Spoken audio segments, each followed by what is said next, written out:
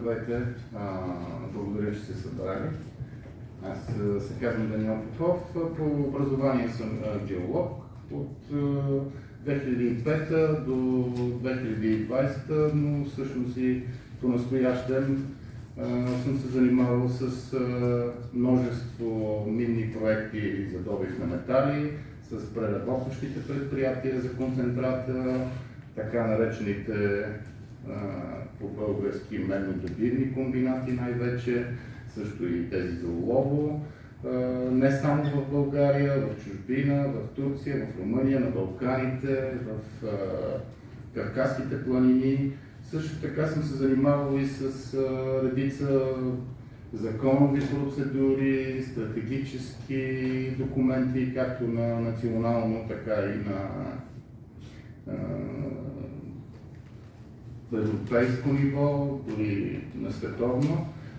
Сега, когато си говорихме за предварителния разговор, какво е подходящо за тази среща, реших, че вие вече събрали сте се заради тези конкретни мини проекти, които ви застрашават дома, бъдещето, но информация за тях беше дадена, ще продължим да говорим в тези детайли за Брезник, но ми се стори, че е много важно да ви представя съвсем накратко и разбираемо една поредица от примери за абсурдите, с които съм се сблъсквал през тези 15 години, свързани с минния добив.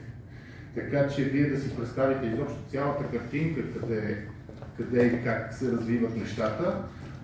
Разбира се, както в миналото, аз бях тук на общественото обсъждане през 2013 година, заедно с адвокат Коджабашев, така и в бъдеще ще мога да ви съдействам по експертните въпроси. Така че, по-скоро като една история, искам да ви дам тази поредица от примери, които, разбира се, мога с лекота да подкрепя с документи, доклади, цитати. Всичко това ми е минало през ръцете и очите през последните 15 години. Така че ще започна. Може би най-напред трябва да кажа едно друго нещо. Горе-долу всяка община в България си има стратегия за развитие. В тази стратегия за развитие, ако седнете да я четете, многократно ще срещнете термина устойчиво развитие. Устойчивото развитие обаче, това означава, че след нас, за следващото поколение, ние сме оставили тази околна среда и всички фактори около нея, включително икономическите, в по-добро състояние от това, което сме черпили ние. Тоест,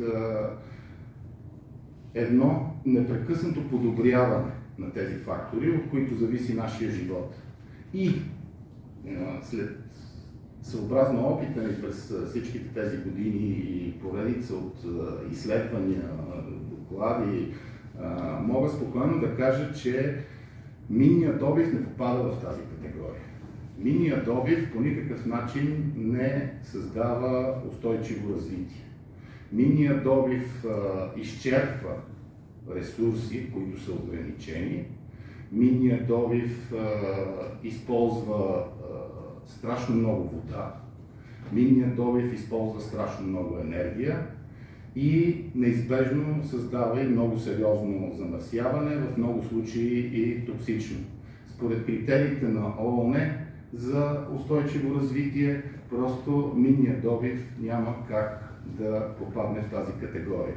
Така че, когато една община ви казва за устойчиво развитие или самия инвеститор неизменно, вие трябва да знаете, че това не може да бъде така.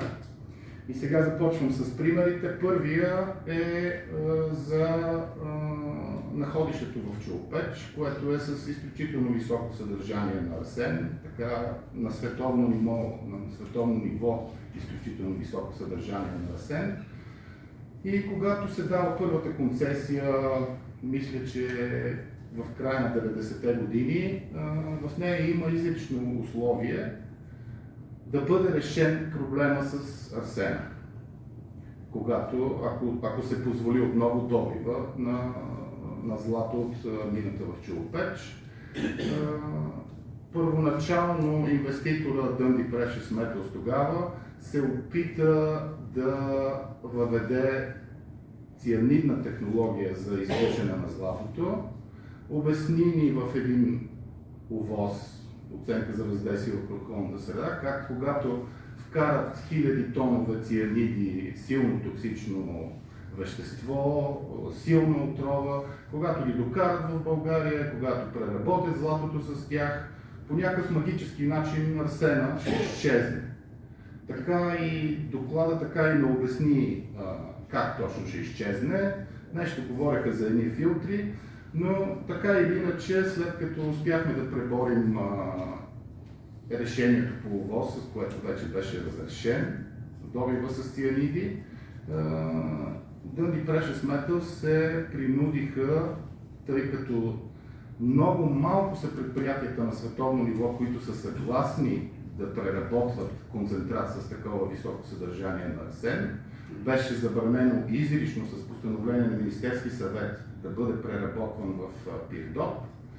Dundee Precious Metals се принудиха да купят такова предприятие в Намибия, която се намира в най-южната част на Африка. Така че арсена от Челопеч, той тръгна, стигна до Бургас. Там обаче той вече престана да бъде собственост на Dundee. Там беше продаден на транспортна фирма, швейцарска, която го закарваше в Намибия за преработка. Обаче ние успяхме да си напишем един хубав проект и 2016 година предприятието, мисля, че беше купено 2012-2013, известно време докато заработи, и 2016 година се появихме там. И ако може да ни дадете следващия слайд. И там видяхме арсена така. Това са пластове и пластове сезарени чували с надпис, че са от предприятие за производство на захар, които на уния жели 40 градусови, на уния ветрове бяха изложени по този начин, нали, периодично ги насипваха отгоре, но става ясно, че нали, първо концесията не беше изпълнена, нали, да се реши проблема с арсена технологично, след това беше закарана там. Когато установихме това нещо на място, в тази много далечна държава, написахме едни доклади, отнесохме ги към съответните институции, вдигнахме сериозен шум на международно ниво и инвеститора, отново Dundee Precious Metals, чието арсен вече не е техен, те го купуват от швейцарците, каза: добре, ние сега ще направим инвестиционно намерение, което ще се погрижим за арсена. Ние ще го неутрализираме. Последно бяха казали, ние събрахме най-добрите експерти в света, нали, половината от щатите, и те предложиха технологията за, както се казваше, витрифициране, която се използва за радиоактивните отпадъци. Те се правят в едни кубове от смола и по този начин се смята, че не могат вече да влияят с околната среда. Бяха направили дори такава инсталация експериментална, но докато завършат този процес, Dundee продадоха предприятието, мисля, че по-миналата година. Така че по въпроса за корпоративната отговорност изваждат тук златото, нали, и арсена, понеже не можаха да го наместят в България, сега отиде до град Цумет, който, нали, предприятието е може би не толкова близко, колкото вашата мина, но горе-долу такива са параметри. Тоест тази прах е над целия град. Върнете, нали. Следващия пример е проекта на АДАТП в Крумовград. Инвеститор има концесия за 6 хълма. От тези 6 хълма в момента се разработва само на ДАТП. Там имаше много сериозна съпротива, имаше решение на Общинския съвет, че не желая проекта, че няма да се случи проекта. Съответно, отново Дънди Precious Metals казаха: ние сме изследвали, ние имаме концесията за 6 хълма. Ние сме ги изследвали обаче и само в АДАТП има достатъчно висока концентрация, така че да е икономически изгоден добива. Ние се отказваме от другите 5 хълма, за да разработиме само АДАТП. Когато тръгнаха да правят ОВОС-а и когато поисках да бъде записано изрично това нещо, вече започнаха да правят отклонения, да казват: това трябва първо да се види. И сега, след като проектът там е разрешен, те продължиха да проучват и има вече предложения да разработват и другите 6 хълма. Отново, по въпроса за корпоративната отговорност.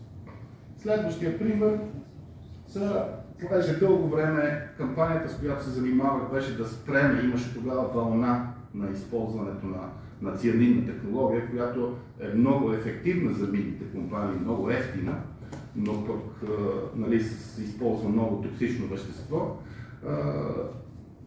Имаше няколко инвестиционни намерения, от които на практика ги спряхме, но в КЦМ Пловдив и в Горубсо Кърджали, без да са получили разрешение, те си направиха такива инсталации.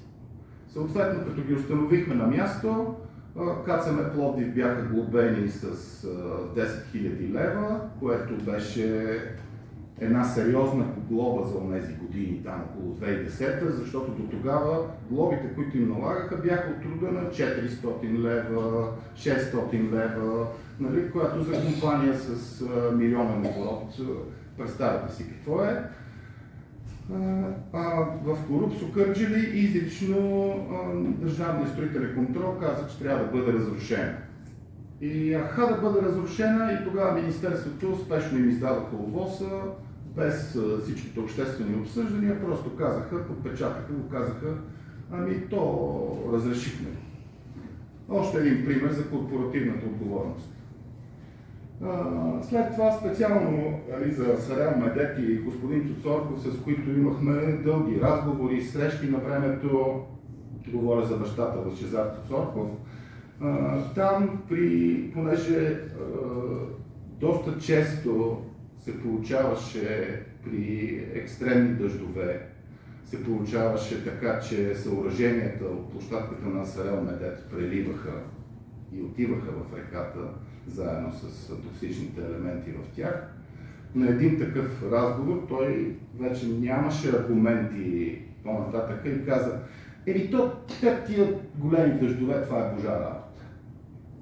Казах: добре, но просто в следващия ОВОС запишете риска божа работа, за да може да го оцениме, защото в ОВОС пише, че няма риск. И да, ние знаем, че съществува природа, знаем, че има божа работа, обаче нека да го оценяваме това нещо. Това е единият случай. Другия случай беше, когато бяха изгребали утайки от съоръженията и ги бяха изсипали в коритото на реката. Тогава пък каза: те подизпълнителите са го направили. Ние сме си наели фирма подизпълнител, не знам те защо така са, ние ги глобихме. Корпоративната отговорност. И концесиите. Концесиите са много важен въпрос. Концесиите, споменато вече беше процента и така нататък. В тези години имаше няколко доклада на Сметната палата, която аз смятам за един от много малкото държавни органи, които наистина произвеждат горе-долу истински резултат. Имаше поредица от одити на Сметната палата по въпроса за концесиите и там изводите са много ясни. Първо, приходите от концесиите едва покриват разходите по контрола върху тези концесии. И второ, контрола на практика е само по документи. Тоест, много рядко има случаи, когато държавен служител отива, установява какво е количеството концентрат, което компанията е произвела и върху което плаща концесионната си такса, какво е съдържанието на този концентрат. Така че това е съвсем ясно установено с документи на държавния орган, който се занимава специално с това. Концесиите от тях не печели, но имаме огромни щети. В концесията, нещо, което много сме настоявали през годините, тези концесии са за основния елемент. Имаме добив на злато, концесията е за злато, максимум и за сребро. Обаче с него обикновено върват един куп редки, ценни елементи, които изобщо не се отчитат от концесията. Те обикновено не се и добиват от самите инвеститори в България. Отиват под някаква форма на черна мед или някакъв първичен продукт, изнасят се в чужбина и всички тия ценни елементи се добиват там. Извличат се от България, извличат се от нашата обща собственост, защото подземните богатства са държавна собственост, собственост на всички нас, но не ни се плащат. Така че това... Че се плащат на концесионера. В смисъл, концесионера, когато изнася концентрата, примерно този, който ще е Брезниш, има злато, сребро, платина, мед, не знам с какво. Концесионер има точен анализ какво има във всеки тон концентрат. И когато продава концентрата на борсата, той продава всички елементи, които са в него. Не само златото. А плаща само на основния елемент. Например, с Асарел, който дълги години беше медно-златно находище и се плаща концесионна такса и билети за злато, защото това се добива в Асарел. Изведнъж това сигурно 600 милионно годишно находище се превърна в медно. Защо? За да не плащаме концесия за злато. Другото, благодаря. Така е. На втори може да е швейцарският търговец, който печели от това, нали? Там вече, но понеже споменахте борсата, когато идват и ви казват, ние трябва да го започнем този минен проект, защото това е добре за България. Няма такова нещо. Тези всички метали, които се добиват, България не се ползва от тях. Ако разгледате икономическите параметри, ще видите, че България изнася много сурова мед и внася мед, която да използва за производството си.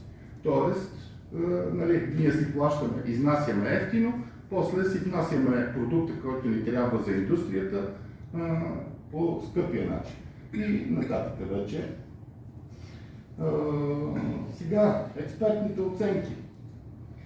Засичали сме множество случаи, в който понеже много често една фирма, която е наета от инвеститора да направи експертната оценка, тя пък наема единици експерти, специалист по риби, специалист по това. И много от тях са наши колеги. Засичали сме нееднократно, че нашия колега дава един доклад с една оценка, когато тази оценка е под въпрос или негативна, тя не се взима предвид в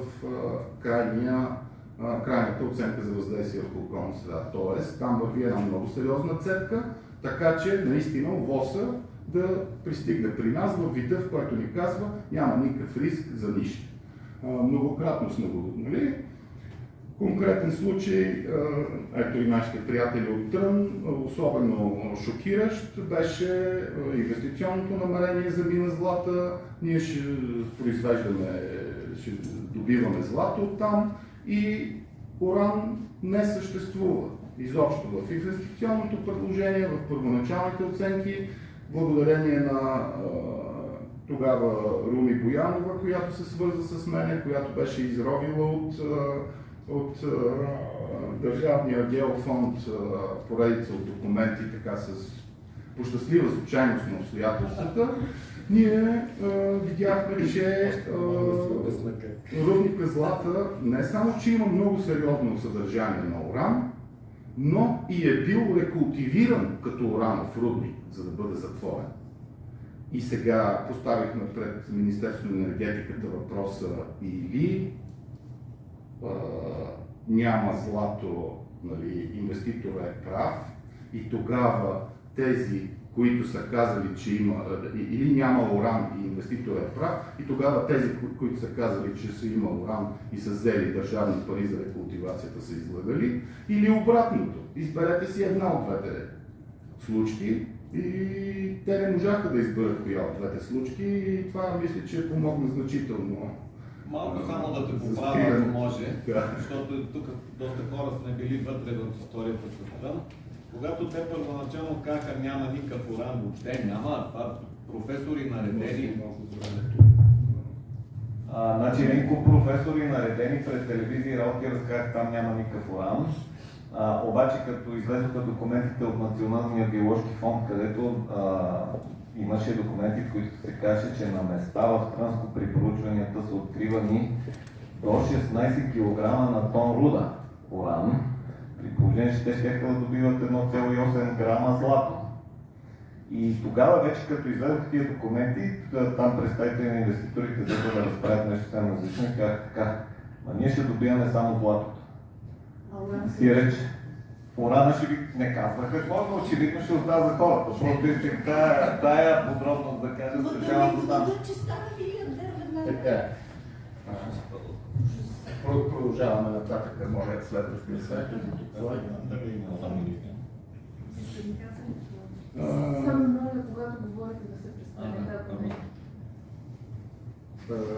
Следващия пример, който ни е много любим, е отново за мината в Крумовград, чието ОВОС, както казах, нали, общината беше твърдо против, чрез поредица от натиски през министерства, през прокуратури, не знам си какво, нали, всички инструменти включиха там, но за да произведат този положителен ОВОС, те казаха, ние няма да изхвърляме никаква вода, ние ще имаме нулево заустване, ще имаме пълно рециклиране на водите и второто, понеже там в Родопите е доста сложен терена и хората не искаха камиони от мината да минават през града, съответно през единствения път, който ги свързва с Кърджали. Те казаха, да, добре, ние ето изработихме един маршрут тук отстрани, по който ще се движат товарните превозни средства и така ОВОС получи положителната си оценка. Разбира се, камионите от самото начало, нали, си тръгнаха през града, никога не използваха този втори път, след като си получиха разрешението, но също така преди няколко години с изненада с господин Куманов установихме, че Дънди си беше поискал от Пловдивската басейнова дирекция разрешение за заустване на доста сериозно количество отпадни води. Те не са отпадни, отпадни са, но уж има пречиствателна станция. И басейнова дирекция вече си беше написала решението, но по някаква случайност го беше публикувала.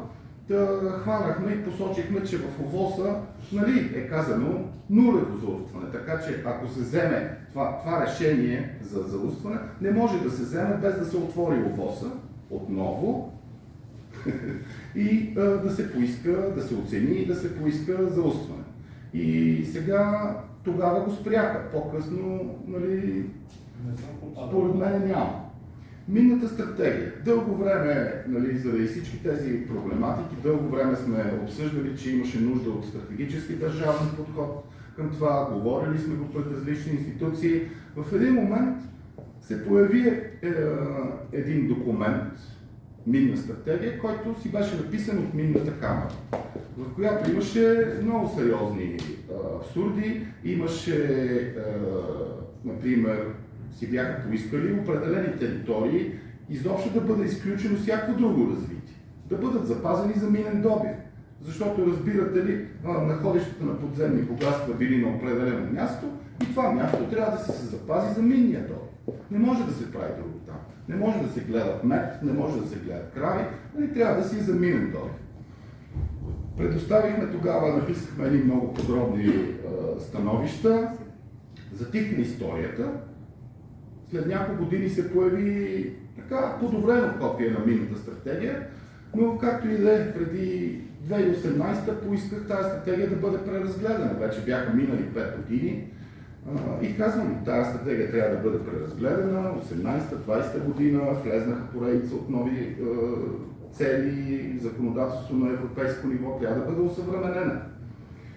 И тогава се оказа, че министърът на енергетиката има задължение по тази стратегия на всеки 2 години да пише доклад какво е свършено по минната стратегия през изминалите 2 години и какво ще бъде извършено през следващите 2 години.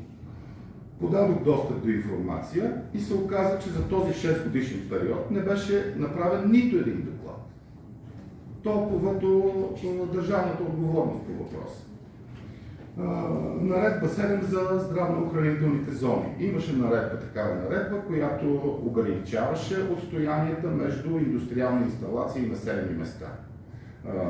Това защитаваше хората с този законодателен аргумент сме спряли поредица от инвестиционни намерения и какво да направят? Отмениха. Министерство на околната среда каза, технологиите много са напреднали, то вече няма такива рискове, така че имаме процедурата по ОВОС, която вече коментираме многократно, тя ни гарантира, че здравето на хората е запазено, така че ние нямаме нужда от тази наредба и тя беше отменена. Авариите и екстремните явления няма какво да ги коментираме, знаете, случват се непрекъснато, само дето в ОВОС никога ги няма. Извинявайте, Да. може ли само да споменете и за каква е процедурата по ОВОС, че реално инвеститора плаща ОВОС и тази връзка, Да, както посочих, нали, той едно, че плаща, едно, че си ги избира, едно, че институциите са готови да си затворят очите при всички тези случаи, дори когато им напишеш най-подробните становища, пак продължават да твърдят, че няма риск, така че инвестиционното намерение трябва да бъде одобрено. Мисля, че това ще продължим да го дискутираме. Както казах, ми се иска просто да хванете цялата картинка на всичките неща, които се случват. Емисиите във въздуха, в случая Медикап и ДОП, сега е Аурубис. Аурубис също. Той започна да внася концентрати, включително от Перу, от не знам си къде, идват, излиза този арсен през коминчетата.